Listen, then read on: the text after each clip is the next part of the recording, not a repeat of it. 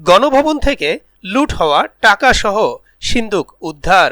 প্রিয় দর্শক, অনুরোধ রইল ভিডিওটিতে একটি লাইক দিয়ে আমাদের ইউটিউব চ্যানেলটি সাবস্ক্রাইব করে দিবেন এবং ভিডিওটি সম্পর্কে আপনার মূল্যবান মতামত কমেন্টস করে জানাবেন। প্রধানমন্ত্রীর সরকারি বাসভবন গণভবনের ভিতর থেকে লুট হওয়া একটি সিন্দুক উদ্ধার করা হয়েছে।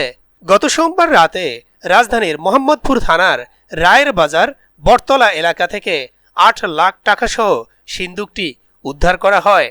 নাম প্রকাশ না করার শর্তে র্যাবের এক কর্মকর্তা এ তথ্য নিশ্চিত করেছেন।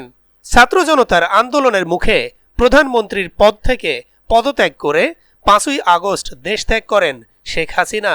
বিক্ষুব্ধ জনতা প্রধানমন্ত্রীর সরকারি বাসভবন গণভবনে হামলা ও লুটপাট চালান। হাজার হাজার মানুষ গণভবন থেকে টাকা, আসবাবপত্র, শাড়ি, গয়না, এমনকি হাঁস মুরগিও লুট করে নিয়ে যায়।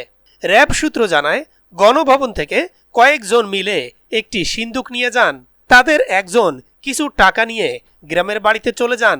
বাকি টাকা একজনের কাছে ছিল। এই টাকা ভাগাভাগি নিয়ে দ্বন্দ্ব শুরু হলে একজন ফোন করে সেনাবাহিনীকে টাকার তথ্য দেন। খবর পেয়ে সেনাবাহিনী ও র্যাব ২ এর একটি দল রায়ের বাজারের একটি বাড়ি থেকে ৮ লাখ টাকা উদ্ধার করেন।